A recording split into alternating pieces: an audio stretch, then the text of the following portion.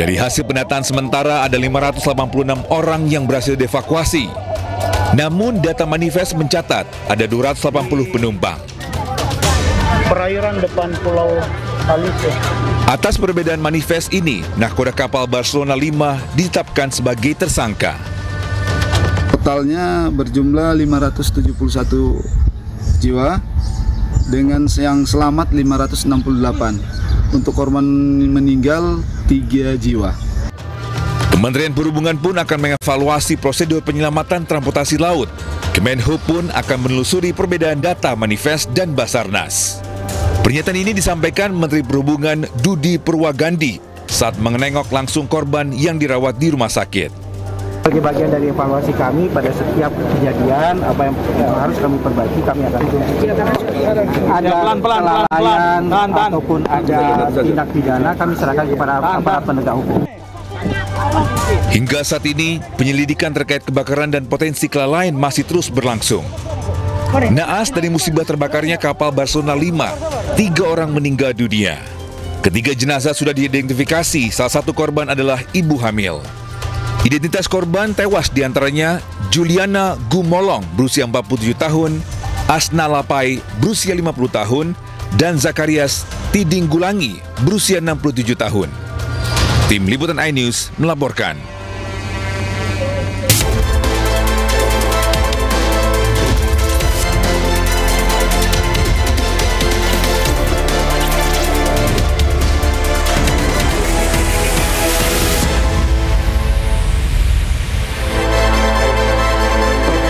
Selamat siang pemirsa. Indonesia siapkan strategi hadapi tarif impor Amerika Serikat.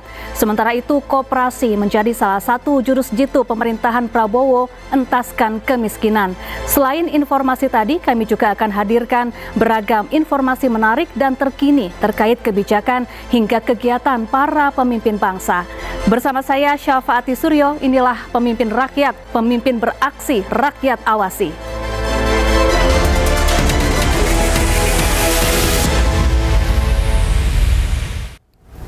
Pemirsa, pemerintah sudah mulai mensosialisasikan tarif impor Amerika Serikat 19%. Kemenko Bidang Perekonomian Airlangga Hartarto mengundang para pelaku usaha untuk membahas tarif ini.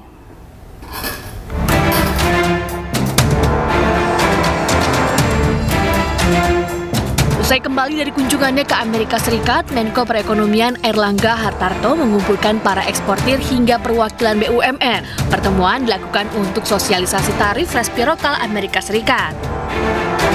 Airlangga menyebut penurunan tarif impor Amerika Serikat 19% bisa berlaku sebelum 1 Agustus 2025. Airlangga juga tekankan tarif yang dikenakan ke Indonesia paling rendah dibanding negara-negara lain di Asia.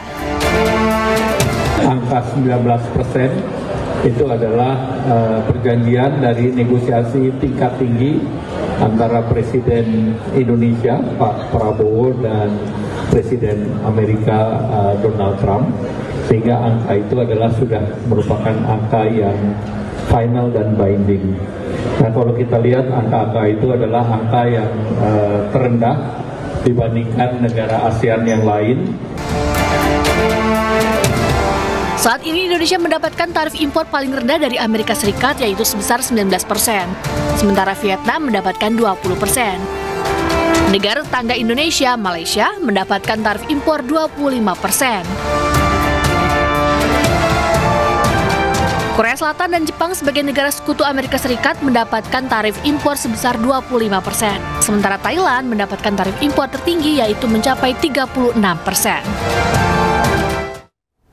Pemirsa, Presiden Prabowo resmi luncurkan 80.000 koperasi desa merah putih.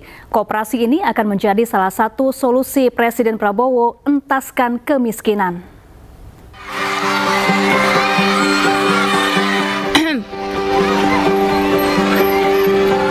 80.000 koperasi desa merah putih resmi diluncurkan di seluruh Indonesia. Koperasi hadir dengan konsep gotong royong. Presiden Prabowo hadir langsung dalam peluncuran Kopdes Merah Putih. Acara ini juga dihadiri oleh sejumlah jajaran Kabinet Merah Putih. Tak hanya itu, acara ini juga dihadiri secara online oleh para pemimpin daerah dari seluruh wilayah di Indonesia. Satu lidi Presiden Prabowo pun mengecek langsung koperasi yang berada di Klaten, Jawa Tengah. Koperasi diharapkan bisa membantu mengentaskan kemiskinan. Jadi, dari lemah menjadi kekuatan. Ini adalah konsep koperasi. Dari ekonomi lemah menjadi kekuatan ekonomi yang kuat. Ini adalah konsep koperasi. Konsep koperasi adalah konsep gotong royong. Koperasi Desa Merah Putih masuk dalam program yang diharapkan bisa mengentaskan kemiskinan. Presiden Prabowo telah menyusun 3 program andalan untuk atasi kemiskinan. Ketiganya adalah di bidang pendidikan, ada program sekolah rakyat. Di bidang kesehatan ada cek kesehatan gratis, sementara di bidang perekonomian ada program Koperasi Desa Merah Putih. Ya, 80.000 koperasi Desa Merah Putih telah resmi diluncurkan di seluruh Indonesia oleh Presiden Prabowo Subianto. Apa itu Koperasi Merah Putih? Mari kita mengenal lebih jauh salah satu program andalan pemerintahan Prabowo.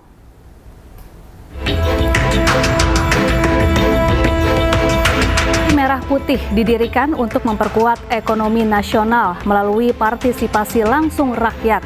Pendirian koperasi ini bertujuan agar masyarakat Indonesia bisa menjadi pemilik sah dari berbagai aset produktif secara kolektif dengan semangat gotong royong.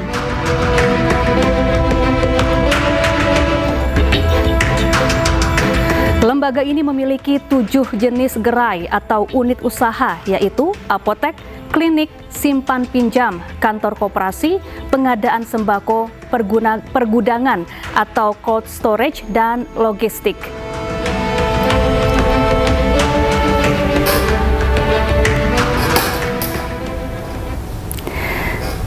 Dalam peluncuran Kopdes Merah Putih di Klaten, Jawa Tengah, Presiden Prabowo Subianto menyinggung hubungan PDIP dan Partai Gerindra. Prabowo menyebut hubungan PDIP dan Gerindra seperti kakak adik. Bung Karno, yang saya katakan Bung Karno adalah milik seluruh rakyat Indonesia.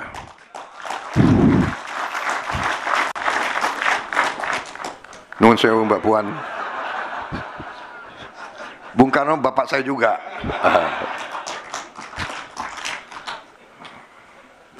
Mungkin kalau dipotong ini yang keluar marahin juga ini.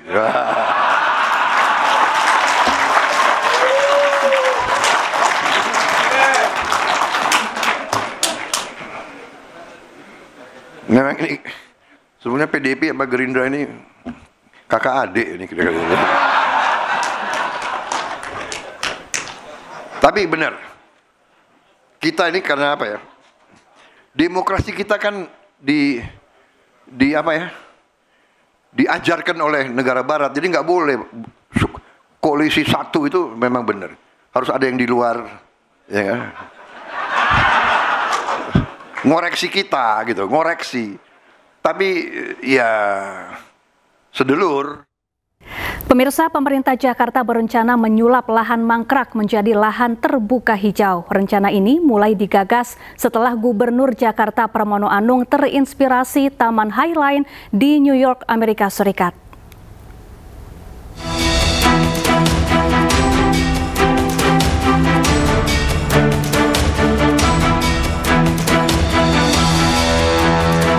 Jakarta sebagai ibu kota negara menjadi salah satu kota tersibuk di Indonesia.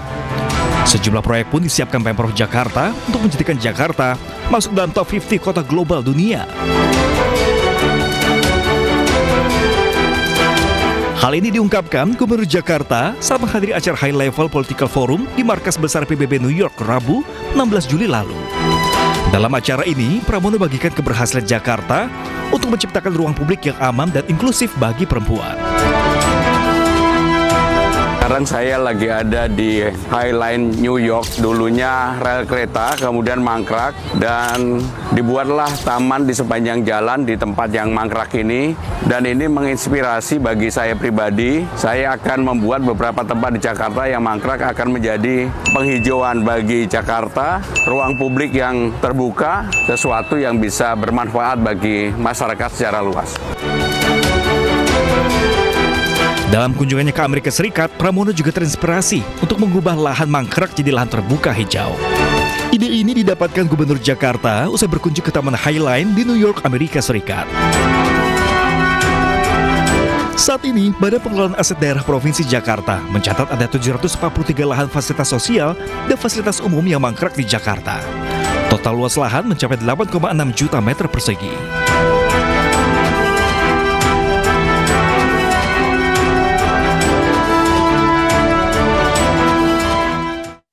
Gubernur Jawa Barat Deddy Mulyadi menegaskan tidak akan mencabut larangan studi tur sekolah meski kebijakannya memicu aksi unjuk rasa. Deddy menyebut aksi unjuk rasa menunjukkan bahwa studi tur hanya rekreasi dan bukan bagian dari pendidikan. Sekarang juga cabut.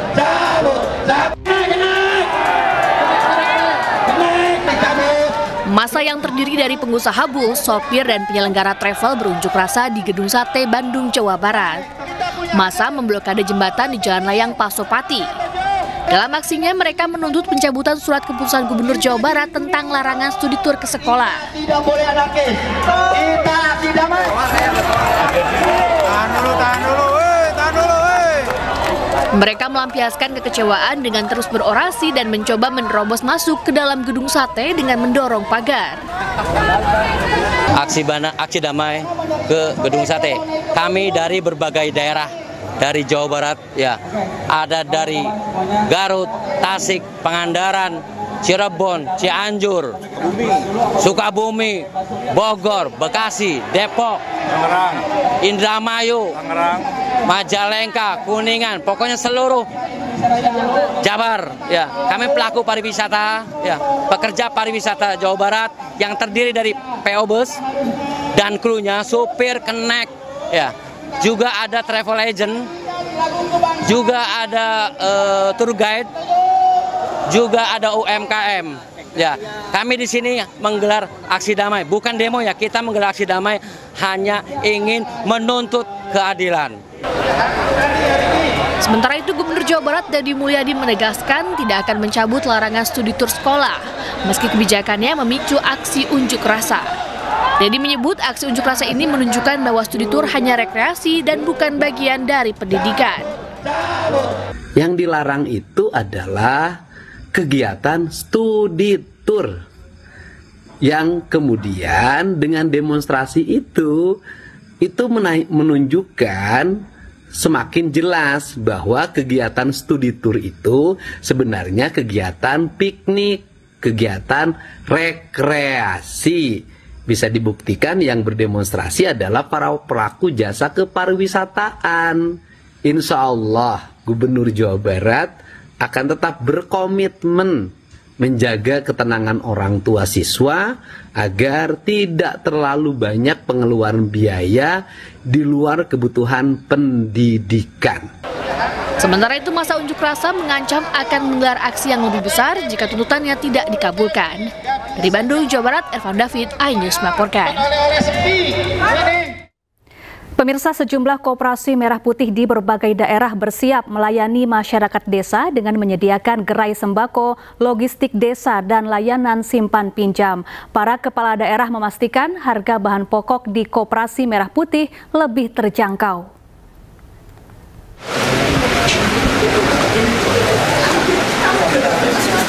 Gubernur Jawa Timur Kofifa Indar Parawansa meninjau koperasi merah putih di Kelurahan Miji, Kecamatan Prajurit Kulon, Mojokerto, Jawa Timur.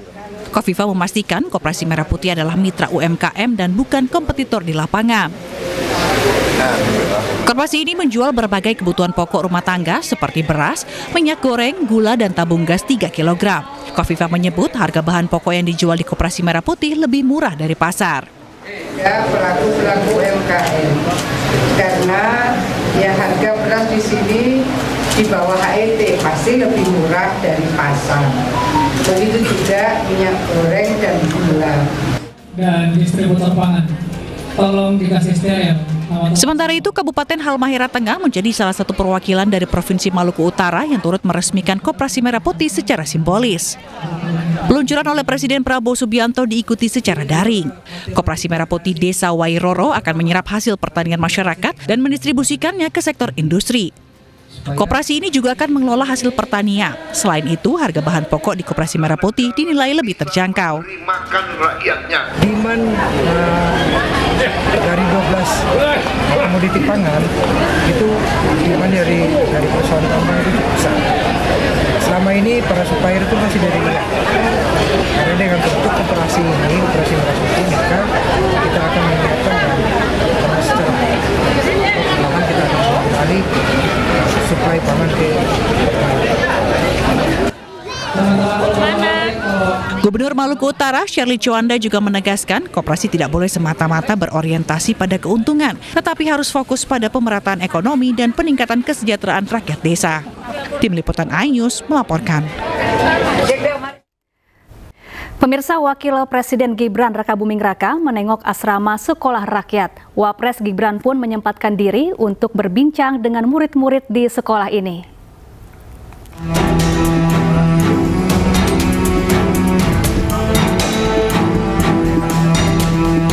Wakil Presiden Gibran Rakabuming Raka menelepon orang tua murid sekolah rakyat. Gibran juga mempersilakan murid-murid untuk menelepon orang tuanya. Tak hanya itu, Wapres Gibran menghabiskan malam untuk mengecek fasilitas asrama sekolah rakyat menengah atas 17 di Solo, Jawa Tengah. Gibran juga berbagi cerita saat ia bersekolah dan tinggal jauh dari orang tuanya. Saya yakin ini kalau malam pasti pada kangen orang tuanya. Jadi kalau saya zaman dulu tuh ini, saya juga seumuran mereka, tamat SMP, lalu sekolah di luar sendiri, kangen orang tuanya itu pasti pada pas ini sebelum jam tidur. Makanya saya kesini bawa camilan, terus tadi beberapa anak ini saya izinkan untuk video call orang tuanya. Soalnya di sini HP-nya diamankan ya Pak ya. Sekolah rakyat ini sudah berjalan selama kurang lebih 1 minggu. Siswa yang bersekolah di sini harus tinggal di asrama. Mereka juga tidak diperbolehkan membawa telepon genggam. Pemirsa, tren pacu jalur ternyata juga diikuti oleh jajaran Menteri Prabowo. Salah satunya saat para menteri makan malam bersama dengan Presiden. Dan berikut momen para menteri saat beraksi adu pacu jalur.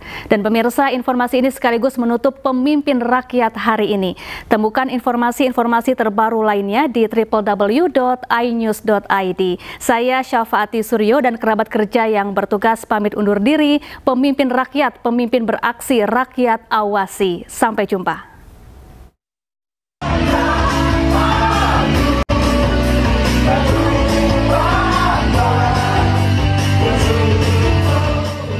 Sekretaris Kabinet Teddy Indra Wijaya, Mensesnek Prasetyo Hadi, Menlu Sugiono, dan Wamenbud Giring Ganesa ikutan tren joget pacu jalur.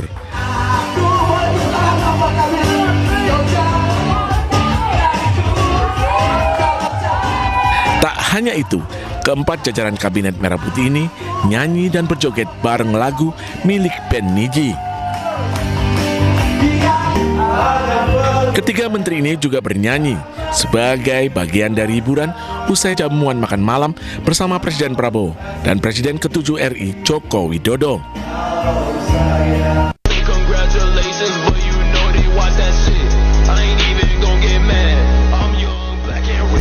Tren pacu jalur juga diikuti oleh Menteri Pariwisata RI Widianti Putri Wardana.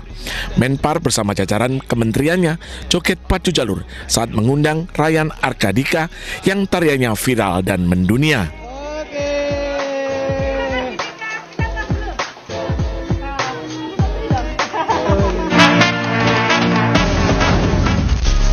Congratulations. Kemenpar mengukuhkan Dika sebagai duta pariwisata. Kemenpar juga memasukkan tradisi pacu jalur ke karisma event Nusantara untuk promosi wisata Indonesia di tingkat global.